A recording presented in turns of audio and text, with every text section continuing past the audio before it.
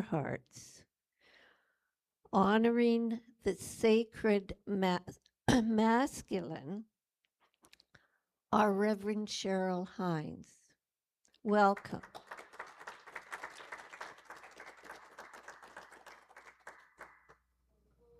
Gord, can you move this to this? Thank you.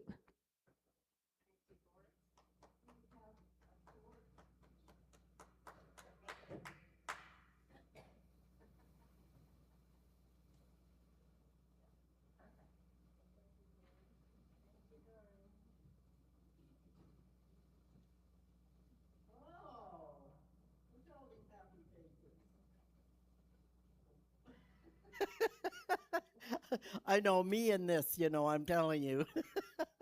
Unless I'm used to holding a mic like this. Having something like this on is just, it's non existent. Well, happy, happy, happy day. Happy Father's Day to all the gentlemen that are here today. And so many blessings for you. Absolutely. So many blessings. And also, it's the first day of summer.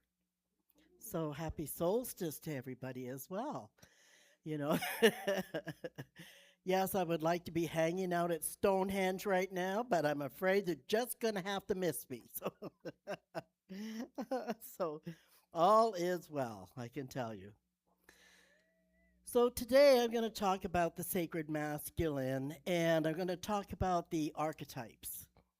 And some of the things that I'm going to talk about may not be comfortable, but life is not meant to be comfortable, right?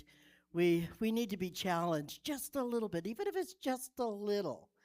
So that you could find this a little bit challenging, maybe not. You might just groove right into it and go, "Oh yeah, this is great." You know. Or it could all be applesauce. You know, it just depends.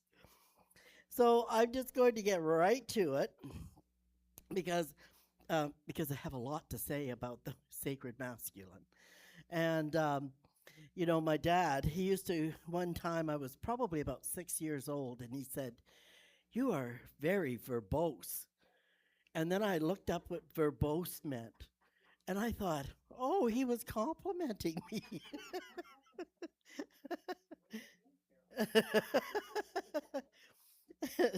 So I told him he was very verbook. Verbose? Oh, it means overly explanatory. Were lots of words to describe something. So, is anybody familiar with Lazarus, the Lazarus material? No, not everybody is, but a lot of people are. Lazarus is a disembodied being that comes through a fellow by the name of Jack Purcell. And he's been doing this for now 40, 50 years now. So he's been around quite a while.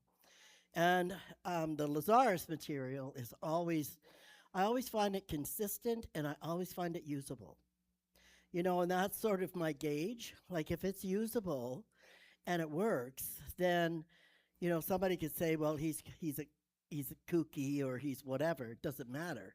If the information is good and usable, then for me it doesn't matter what anybody else thinks, right? So Lazarus describes God, goddess, all that is as the universal energy of the sacred masculine and the divine feminine working together in concert to create all that there is in its entirety at all levels from spiritual to physical. The sacred masculinity isn't tied exclusively to gender, as a lot of people think because it's masculine that it must be male, but it doesn't have a gender so per se, so much as it is an energy. So in spiritual and occult traditions, It is seen as a fundamental energetic force present in all of nature. There may be vast differences between men and women in the way we think, in the way we feel, the way we approach life, based on how we've lived that life. When we speak about male and female, we're talking about gender. Masculine and feminine are energetic qualities that are expressed in life throughout the universe. Nature abounds with feminine and masculine qualities, the undulating sea or the explosive volcano. We give those energies human characteristics. The element of fire, often associated with the masculine energy in men, when raging out of control, manifests as war, domination, and even the threat of annihilation. So, how can men and women connect to this vibrant, life affirming, problem solving, creative qualities of the sacred masculine? We need to stop perpetuating dualism. Non duality is not a rejection of differences or somehow about being in the middle. From a non dual perspective, masculine, feminine is an endless dance of energy. The divine feminine is creation herself, the seed of life. The sacred masculine is supporting and encouraging the seed into blossoming. That is the ultimate view. Yet, here in the practical dimension of day to day life, we are still far from fully mastering these dance steps. So, what is that sacred masculine? It's a spiritual and archetypal concept representing the elevated, positive aspects of traditional masculine energy.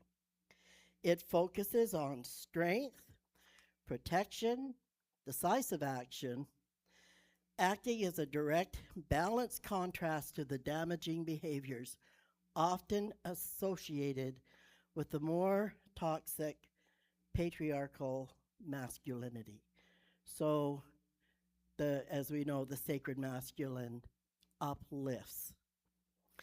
This new awareness, and it is becoming an awareness, and it is relatively new to people, although the sacred masculine itself is not.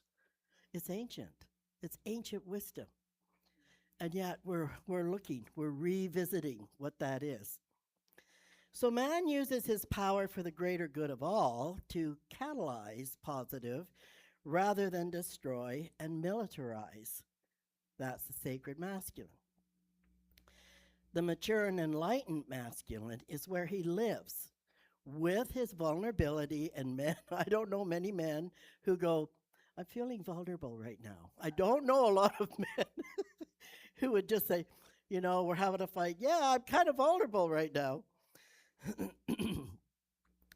So he's empowered, free, and ready to establish relationships with himself, with others, and even the earth from a place of deeply felt respect, authenticity, and integrity. He becomes a force of nature from an organic perspective rather than an aggressive one. The sacred masculine is usually comprised of a group of archetypal energies. These archetypes are the thoughts, emotions, desires, and behaviors that function together for the well-being of the sacred masculine.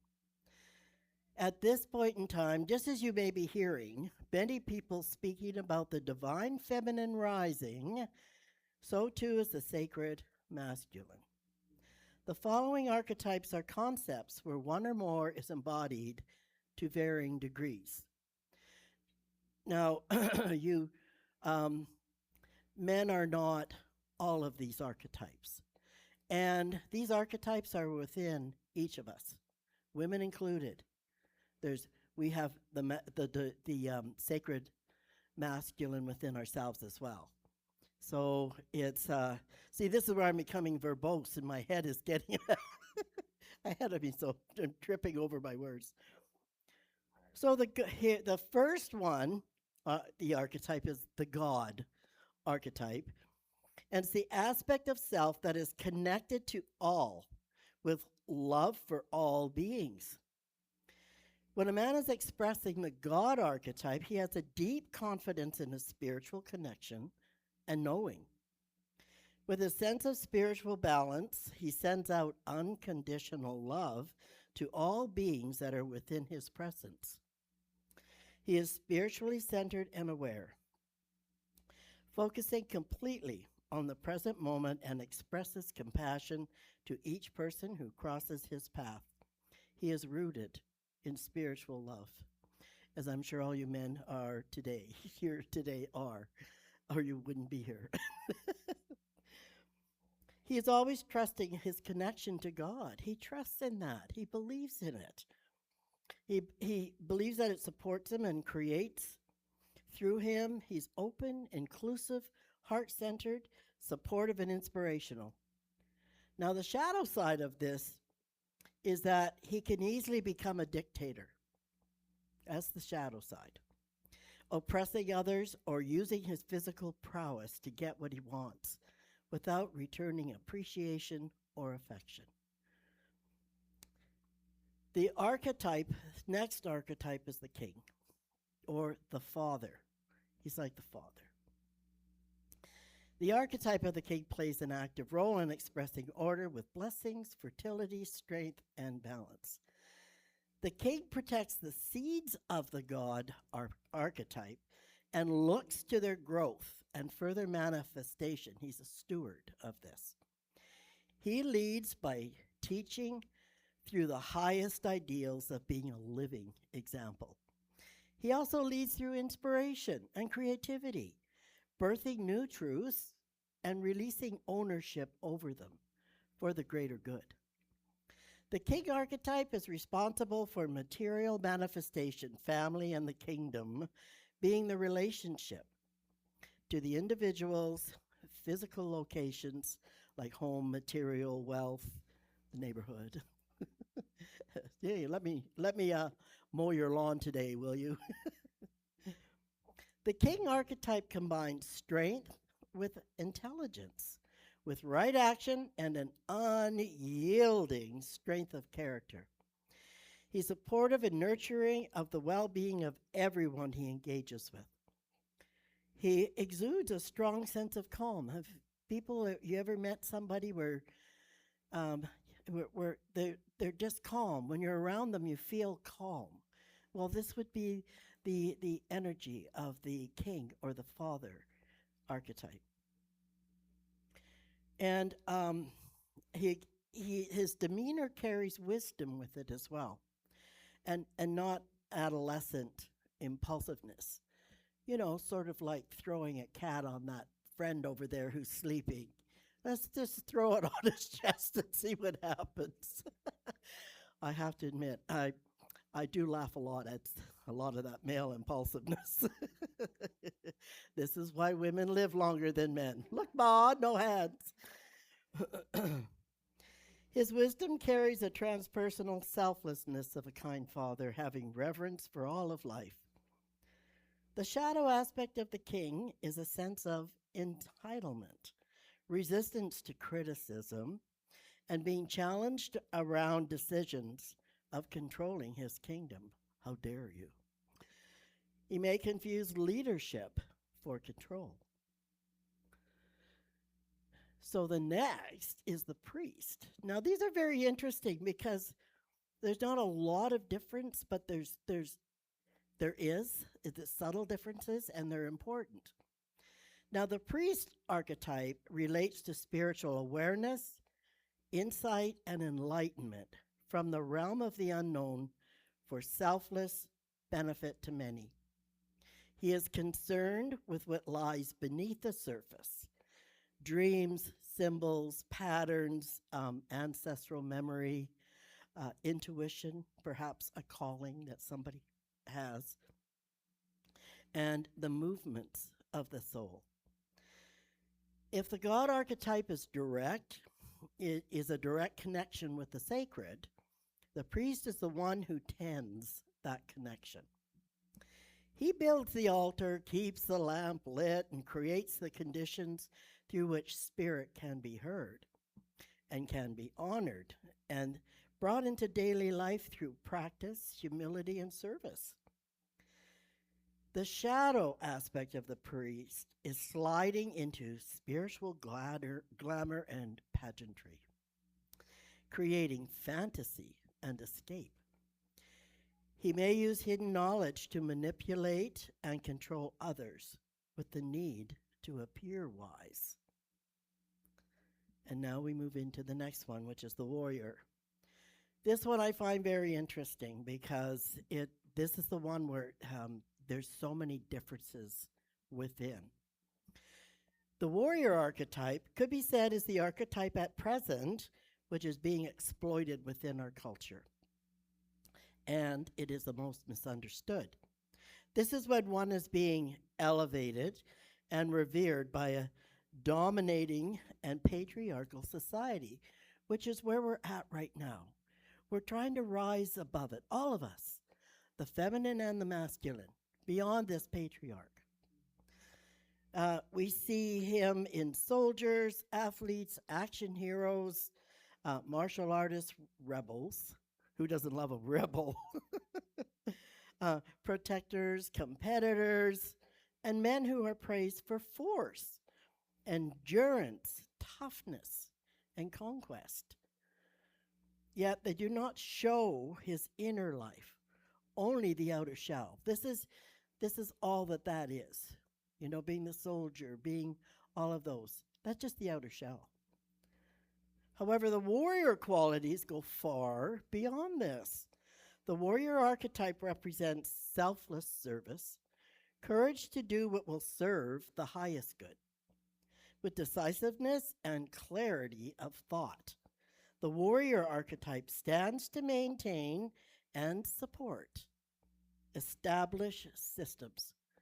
This is why you have so many soldiers that say, I love my country. It's an established system. It gives them a place to put that energy, right? So, but he does it from a sense of deep loyalty rather than personal gain. He's calm and he's centered through the challenge. He's in touch with his feelings. He's warm and compassionate, appreciative, and generous in every opportunity. When you are in the presence of the warrior archetype, you observe how he does not need compliments. He doesn't need a fanfare of people. He immerses himself not by competition or ambition, as he is selfless. He shows respect to all, including the elderly, other men, women, children, animals, the earth. He really has a deep sense of knowing himself, and you feel safe within his protective presence. He carries power with him. History and science also support the fact that women have fought beside men as fierce and effective warriors and having similar positive traits. So women have actually fought with men, and they've found graves, they found all kinds of scientific evidence that show women who have shields and weapons that have been buried with them. I mean, that's pretty remarkable if you think about it. The shadow aspects of the warrior are when one abandons their ethical principles for victory at any cost. If this energy is distorted in the female psyche, she may be manipulative, aggressive, and combative, just as it would be in men. He would have an inflated ego regarding his strength and importance. Then we have the lover archetype. And the lover archetype is the combining of sex and the spirit. The universal urge to bond and unite is inherent in all of us.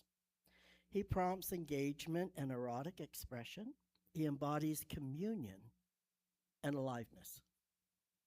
He's the primal energy, eros.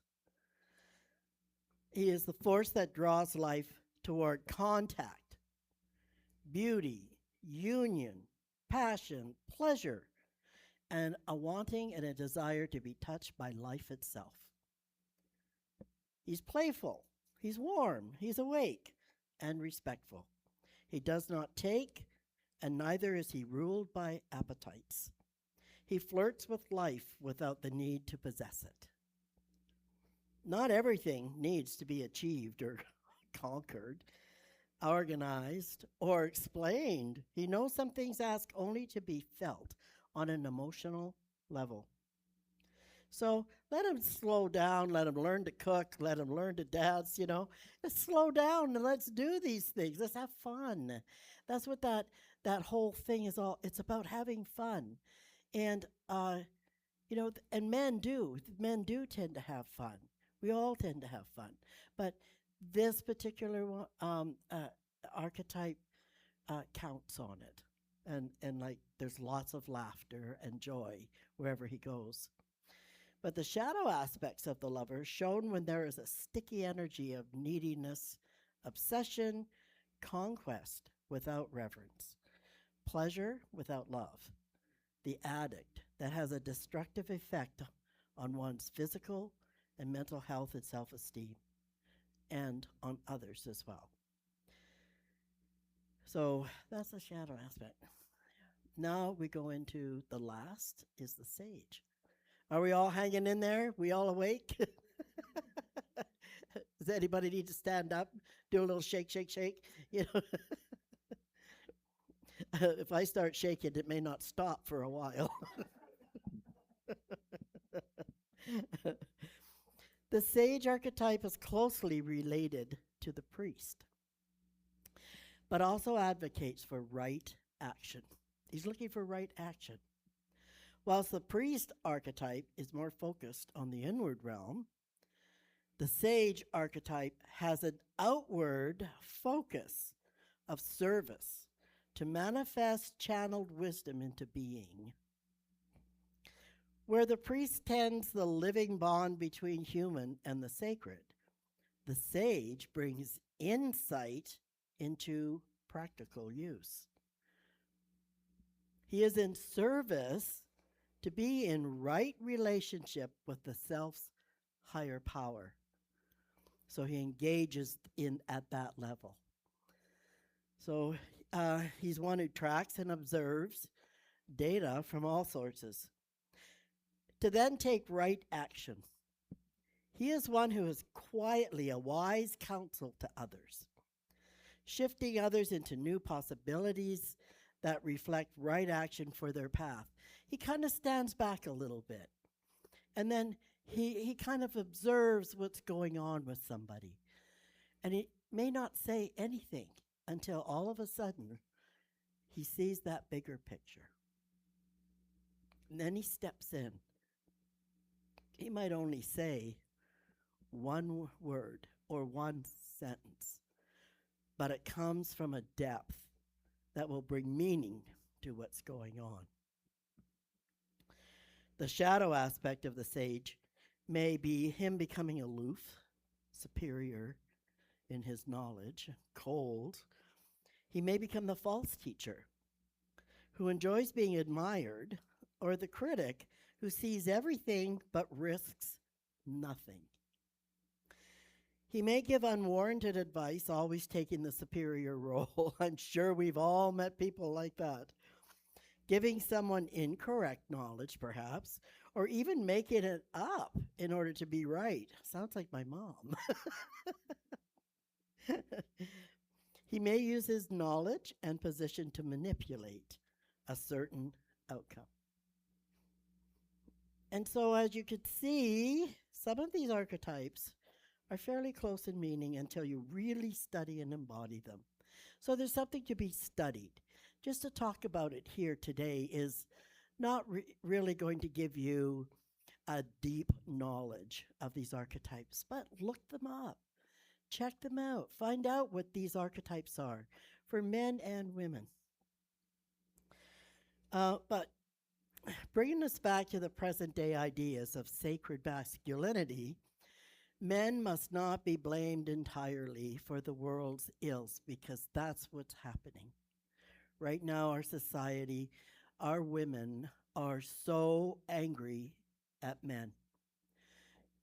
There isn't anything that a man can do that's right at the moment. It's like, down with the patriarchy, down with it, And so we need to look at it from a more positive aspect. You know, we need to we need to look at it. I see a few, nobody got hurt. No. um, but the thing to keep in mind is we have all been lied to. We've all been lied to. We have told that men are this way, and men have been told that women are this way, and they've been told that they are supposed to be this way. And I mean these us poor people. What do we believe? We are so involved in believing what's out there that we haven't stopped to be in touch with what's going on in here. If we are human beings first and foremost. Nobody said you have to be a certain way. And I can tell you that this is why there's a lot of genders being challenged at this point in time. And it needs to be. Those gender roles need to be challenged. Well, a wife has to do all the house cleaning, cooking, look after the kids, that kind of a thing. Those roles need to be challenged. For the men, they have to be the breadwinners, and if they aren't, then they're failures. So that needs to be challenged. When do people get to just take a break and be what they love to be? Does it matter about what gender they are? Does it matter if they're gay or transgender or whatever? They're queens. Who doesn't love a good queen? I mean, come on. They're funny as heck. So, you know, so one of the things to remember about patriarchal consciousness is that it always creates hierarchies of one being better than the other. Men being better than women, women being better than men, black being better than white, and so on. And it's artificial. The hierarchies are artificial, and they mask the deeper truth that we are interdependent in this great family of being together. We are interdependent. We need each other.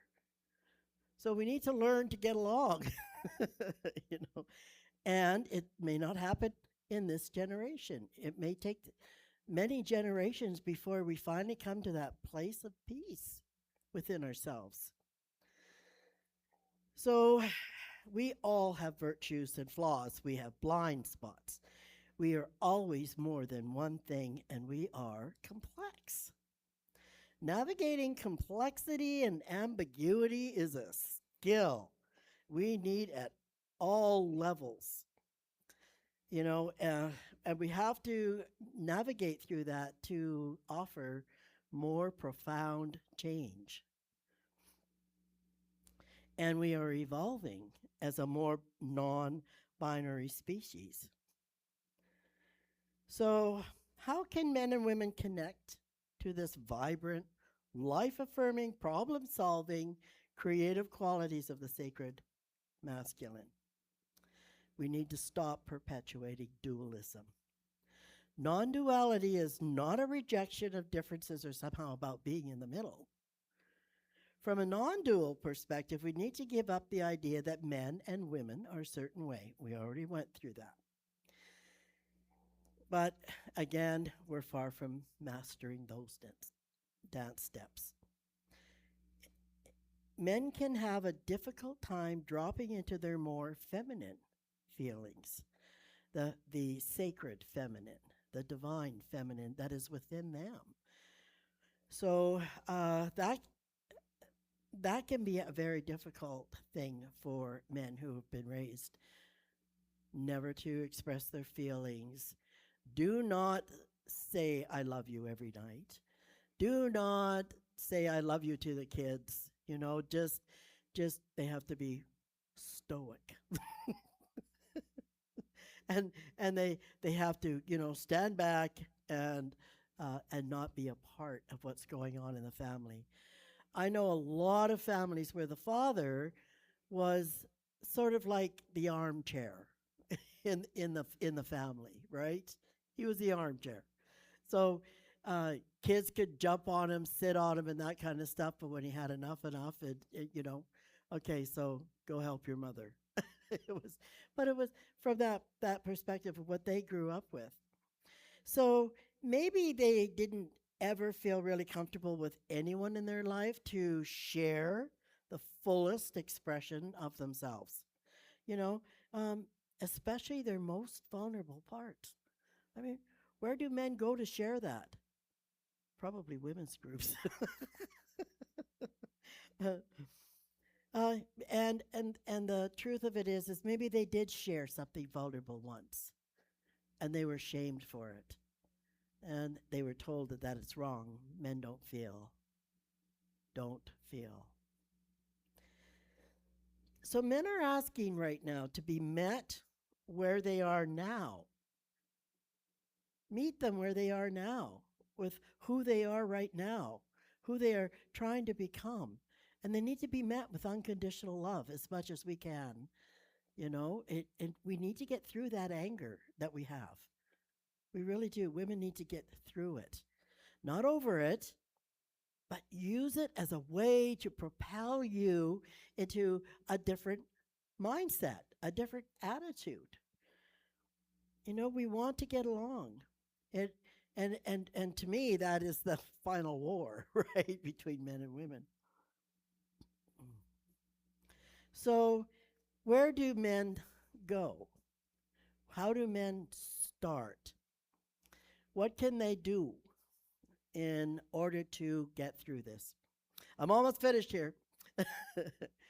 He can channel his energy into building structured action and turning ideas into tangible results. He can lead with his integrity, wisdom, and service to others, aiming to lift up communities, if not a family. He can combine the sharpness of mind and spiritual discernment with the courage to do the right thing. And that can be a difficult thing because do I do the right thing or do what I've been told that I have to be this way? So he could choose to embody and align with the highest potential of those masculine virtues. And when we all cultivate both masculine and feminine energies within ourselves, we create spaces where all people can feel safe, valued, and empowered to become their fullest selves. And isn't that what we want? Don't we want this next generation to come up, the littles that are there now, to come up feeling safe and not feeling threatened? You know, that's a lot to put on their little shoulders, but they're going to have to come through it. So the healing of our world requires not the replacement of one form of domination over another. So this isn't that women are better than men. They're different. We must resurrect and honor all that has been cast as that other. Feminine wisdom alongside masculine strength, ancient knowledge alongside scientific inquiry. Check it out. Get on Google, get on different places, and if you have questions, check them out. Get answers. And what about the dream consciousness alongside the waking awareness? The intelligence of the more than human world alongside human understanding. And this is the ecstatic revolution that we are approaching. Let us honor dreams as being important adjuncts to waking experience when we see all people as kindred, when we create spaces where all people could feel safe, valued, and empowered to become their fullest selves. When we recognize higher consciousness flowing through all beings, we begin the majestic healing that our world desperately needs today.